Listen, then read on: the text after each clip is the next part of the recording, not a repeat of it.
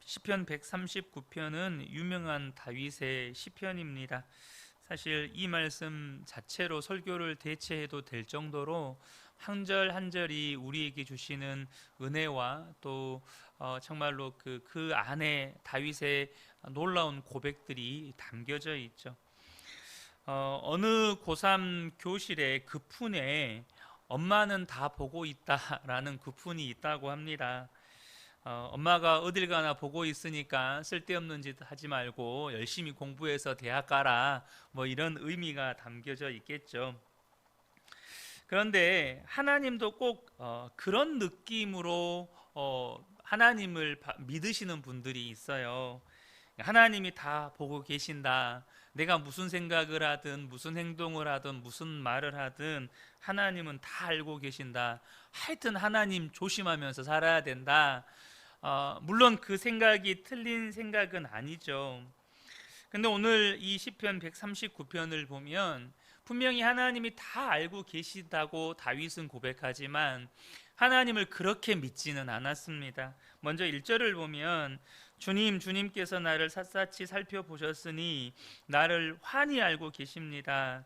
하나님께서 내 모든 말과 행동 또 아무도 없을 때 내가 어떻게 살았는지까지 하나님이 다 아신다. 이것을 믿는다면 정말 그건 두려운 일이죠. 그래서 실제로 24시간 주님을 바라보자, 예수님이 내 안에 계신다, 뭐 이런 말씀을 했을 때 그 말씀을 두려움으로 받아들이시는 분들도 있어요. 그런데 오늘 이 다윗을 보면 우리가 말하고 행동하는 것을 보는 것뿐만이 아니고 하나님이 우리 마음의 생각까지도 다 알고 계신다고 고백을 합니다. 2절과 4절을 보면 내가 앉아 있거나 서 있거나 주님께서는 다 아십니다. 멀리서도 내 생각을 다 알고 계십니다.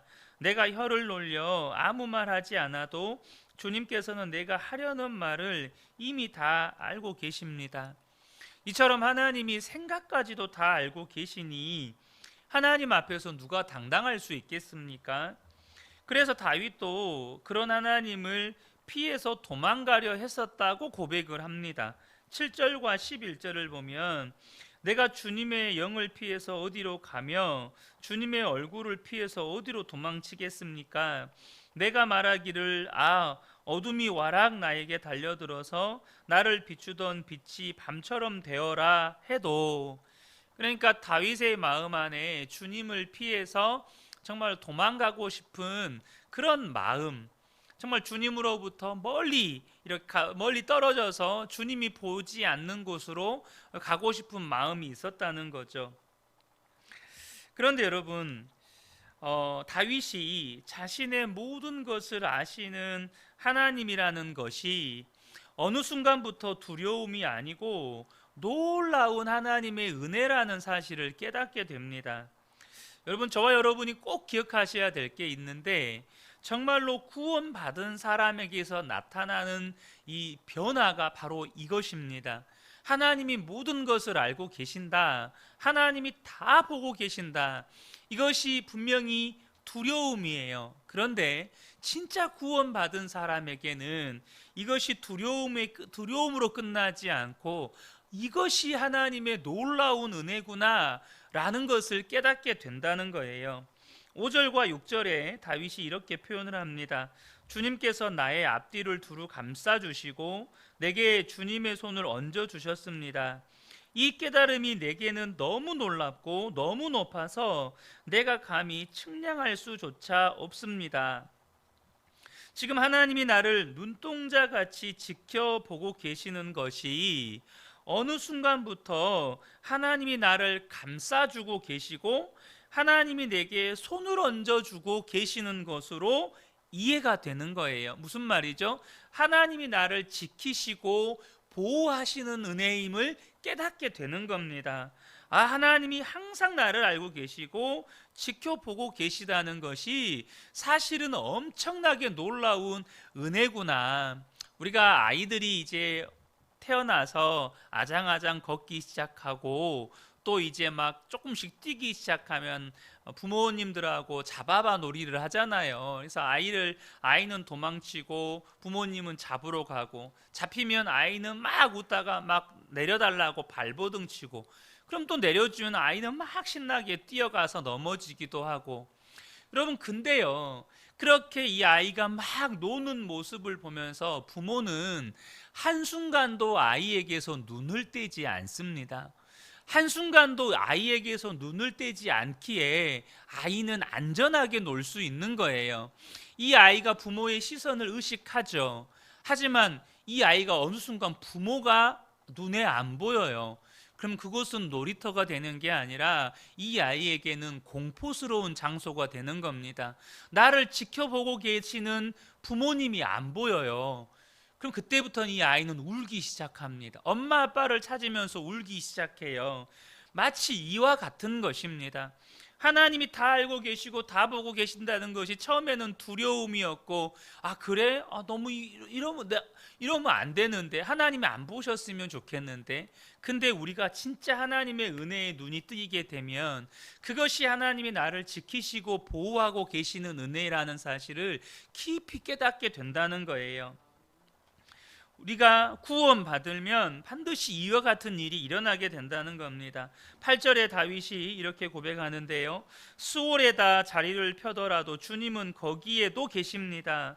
여기서 수월은 지옥을 말하는데, 비유적으로 지금 자신이 지옥과 같은 상태에 처했다는 것을 의미하기도 합니다. 완전히 절망스럽고 죽을 것 같은 상태에서 다윗은 지금 정말로 말할 수 없는 어려운 처지 가운데 있는데, 그것을 하나님이 다 지켜보고 계셨다는 거예요. 하나님이 나를 똑바로 사나 안 사나 지금 막 노려보고 계시는 게 아니고, 하나님이 나를 붙잡고 계시고 지켜주고 계시고 보호하고 계셨다는 것을 다윗이 깨닫는 겁니다. 10절에는 이렇게 고백을 합니다. 거기에서도 주님의 손이 나를 인도하여 주시고 주님의 오른손이 나를 힘있게 붙들어 주십니다. 여러분, 주님이 나를 지켜보고 계시는 것은 내가 무슨 잘못을 하나 안 하나, 그래서 잘못하는 즉시 징계하시려고 이렇게 지켜보고 계시는 게 아니고, 나를 어떠하든지 포기하실 수가 없고 나를 버릴 수가 없고, 그래서 하나님이 나를 지키시고 보호하고 계셨다는 의미로 이렇게 깨달아진 거예요. 여러분, 저와 여러분이 받은 은혜가 바로 이와 같습니다. 예수님이 우리 안에 계시고 또 늘 함께 계시는 것은 두려운 일이 아니고 정말 말할 수 없는 은혜라는 사실이에요. 우리가 요한계시록 강의 말씀을 나누면서 이 사도 요한이 이렇게 소아시아 7교회에 이렇게 편지를 보내잖아요. 근데 그 중에 이 서머나 교회를 향한 말씀에 이런 말씀이 있습니다. 계시록 2장 9절을 보면, 나는 내가 당한 환난과 궁핍을 알고 있다, 이런 말씀이 있어요. 그러니까 서머나 교회가 지금 엄청난 환난과 가난 가운데, 어려움 가운데 있다는 거죠. 근데 하나님이 그것을 다 알고 계신다는 거예요. 사도 요한이 서머나 교회에 보낸 이 편지를 서머나 교회 성도들이 받았을 때, 왜 하나님은 우리가 당한 이 환난을 지켜만 보고 계시나, 우리가 이런 어려움 가운데 있는 걸 왜 가만히 그냥 두시나, 이런 생각이 있지 않았겠어요? 근데 사도 요한의 편지에 하나님이 다 알고 계신다, 이 말씀을 전해 들은 거죠. 그들이 얼마나 이것이 위로가 되고 또 큰 은혜가 되었겠어요. 그래서 그들 마음 안에 있었던 두려움도 또 아픔도 다 위로받고 또 떠나가는 거죠. 반면에 계시록 3장에 가면 사대교회에 대해서 이런 말씀을 하셔요. 너는 살았다 하는 이름은 가졌으나 실상은 죽은 자다. 여러분, 이렇게 극단적인 책망을 하시는 경우가 별로 없거든요, 성경에. 살아있는 이름은 가졌지만 너는 실상은 죽었다, 너는 지금 죽어있는 신앙을 가지고 있다. 얼마나 하나님으로부터 받는 정말 신랄한 책망입니까? 그런데 여러분, 사실 이 말씀을 들으면 정말 두려운 일이죠. 그런데 이것이 분명히 책망의 말씀이지만 한편으로 보면 이것 또한 하나님의 사랑이라는 거예요. 무슨 말입니까? 사대교회가 진짜로 죽어버렸다면, 그래서 교회라는 이름만 가지고 있지 교회가 아니라면 이런 편지를 쓸 이유도 없습니다. 사대교회가 거의 죽은 것 같은 상황인 것은 분명하지만 진짜로 죽은 건 아니기 때문에 주님이 이렇게 경고의 말씀도 하시는 거예요. 여러분, 시체에다 대고 무슨 책망을 하고 살리려고 뭔 행동을 하겠어요? 이미 죽어버린 시체는 여러분 의료 행위를 하지 않는 겁니다. 심지어 가까이 하기도 두려운 거죠. 그런데 죽어가는 사람을 보면 어떻습니까? 아직 죽은 건 아니에요. 근데 죽어가고 있어요. 그러면 어떻게든 살려보려고 인공호흡도 하고 이런저런 그 응급처치도 하는 겁니다. 죽어가던 사람은 어떻게든 살리려고 하는 거예요.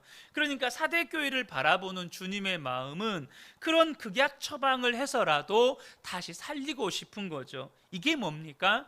그 사대교회를 향한 하나님의 사랑인 거죠. 여러분, 뭘 말하는 겁니까? 책망도 깨닫고 나면 사랑이고 은혜라는 거예요. 저와 여러분이 하나님의 책망도 사랑으로 은혜로 들을 수 있는 여러분 믿음의 눈이 뜨여지시기를 축복합니다. 하나님이 책망하셨어요. 그 말씀을 들으면 너무너무 힘들고 아프고 또 눈물도 나요. 심지어 하나님이 내 처지를 너무 모르시는 것 같다라는 서운한 마음까지 들기도 하죠. 그럼에도 불구하고 책망이 은혜라는 사실을 깨닫게 되는 것이 놀라운 축복이라는 것입니다. 여러분, 진짜로 영적인 갈급함이 있는 사람은 꼭 칭찬만 듣기 원하는 게 아니에요. 여러분 잘 아시는 것처럼 다윗은 너무나도 큰 책망을 듣잖아요. 그런데 그 즉시 하나님 앞에 엎드려 회개하는 모습을 보게 됩니다. 제가 한 번은 부목사 때 예전에도 한번 드린 말씀이지만 새벽 예배를 이렇게 인도하고 기도의 자리에 앉았는데 그 주간에 새벽 설교 주제 말씀이 순종에 관한 말씀이었어요.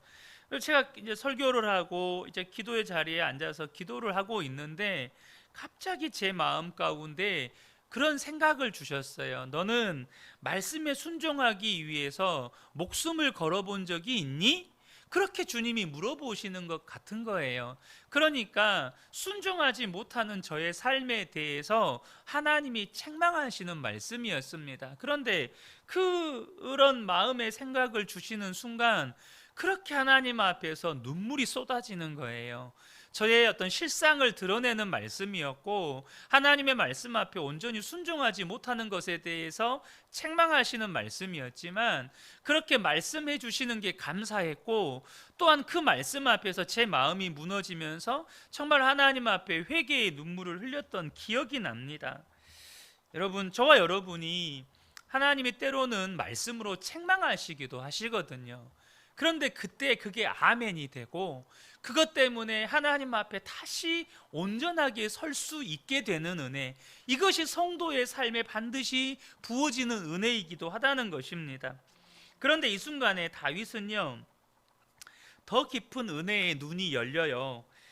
바로 하나님이 자기를 창조하신 것에 대해서 눈이 열립니다. 13절부터 16절을 보면 주님께서 내 장기를 창조하시고 내 모태에서 나를 짜 맞추셨습니다.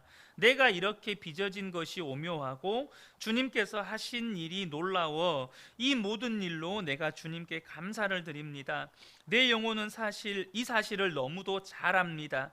은밀한 곳에서 나를 지으셨고 땅속 깊은 곳 같은 저 모태에서 나를 조립하셨으니 내 뼈 하나하나도 주님 앞에서는 숨길 수 없습니다. 나의 형질이 갖추어지기 전부터 주님께서는 나를 보고 계셨으며 나에게 정하여진 날들이 아직 시작되기도 전에 이미 주님의 책에 다 기록이 되었습니다. 분명히 어머니가 자신을 낳았지만 어머니 뱃속에서 그 하나하나를 다 하나님이 지으셨다는 것이죠. 다윗은 지금 정말로 비참한 처지에 놓여 있습니다. 정말로 지옥과 같은 그런 처지와 형편에 있어요. 그런데 하나님이 나를 지으셨다라는 것을 깨닫게 되는 거예요. 자기는 우연히 어쩌다 이 땅에 생겨난 존재가 아닌 거죠. 지금 너무나도 비참하고 자기의 삶은 지옥 같은 고통이 있지만 자신을 하나님이 지었다는 게 무엇을 의미하죠? 내 삶에 하나님의 계획이 있다는 거예요. 16절에 보면 나의 형질이 갖추어지기 전부터 주님께서는 나를 보고 계셨으며 나에게 정하여진 날들이 아직 시작되기도 전에 이미 주님의 책에 다 기록이 되었습니다. 이 말이 무슨 말입니까? 주님의 놀라운 뜻과 계획이 있다는 말이에요. 하나님이 만드셨기 때문에 나에게는 하나님의 놀라운 계획이 있다. 이 사실을 깨닫고 난 다음에 다윗 안에 일어난 변화가 뭐냐면 하나님이 나를 지켜보시는 것이 내가 똑바로 살고 있나 안 살고 있나, 죄만 지어봐라 바로 하늘에서 불 내린다, 이렇게 나를 바라보시는 분이 아니고 나를 사랑의 눈으로 바라보고 계신다는 것을 깨닫게 된 거예요. 왜요? 나를 지으신 분이니까, 나를 만드신 분이니까 하나님이 그렇게 나를 지켜보고 계시는구나 깨닫게 된 것입니다. 이것을 깨닫고 난 다음에 다윗 안에 있었던 모든 낙심과 좌절과 두려움이 사라지게 됩니다. 어머니의 사랑의 눈보다 더한 사랑의 눈으로 나를 지켜보고 계신다.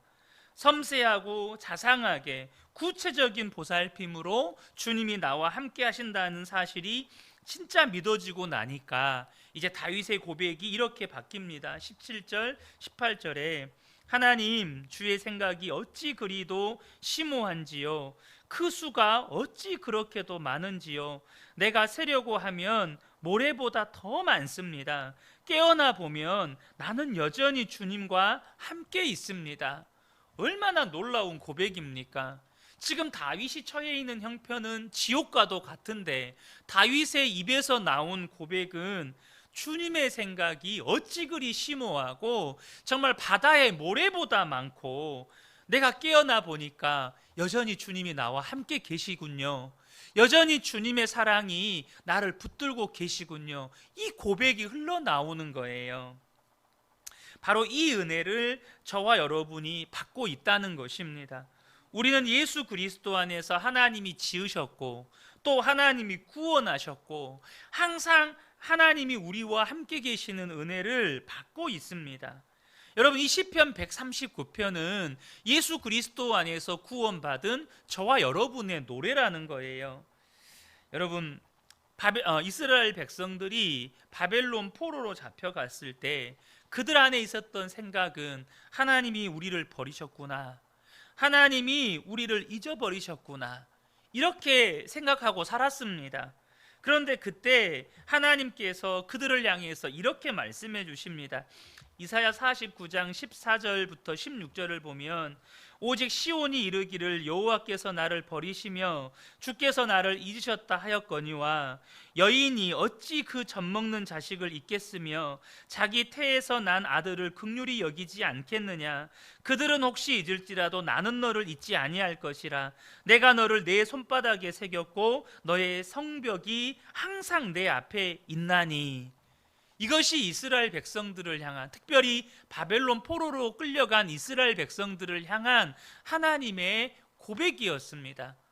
어미가 자식을 잊을지라도 나는 너희들을 잊지 않겠다. 때때로 우리의 현실은 하나님이 나를 정말로 사랑하시는 게 맞나, 정말로 이게 하나님이 나를 사랑하신다면 과연 이런 일들이 내 삶에 일어날 수 있는 건가, 이렇게 하나님의 사랑이 믿어지지 않을 때도 있습니다. 그러나 여러분, 저와 여러분이 그런 상황에 있을지라도 우리가 이 믿음 하나만큼은 분명히 가지셔야 합니다. 하나님은 나를 창조하셨고 하나님이 나를 구원하셨고 하나님이 나와 함께 계신다. 여러분, 이 믿음만큼은 저와 여러분이 반드시 가지셔야 합니다.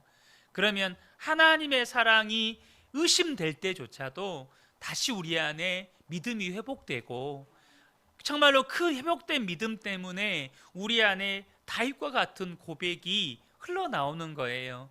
하나님의 계획이 어찌도 이리 놀랍습니까? 나를 향한 하나님의 생각들이 어찌도 이리 많습니까? 내가 이제 정신 차려 보니 정말로 여전히 나는 주님과 함께 있었고, 주님이 나와 함께 계셨고 나를 지키시고 보호하고 계셨군요. 주님 감사합니다. 이 고백이 우리 안에서도 나오게 되는 거예요.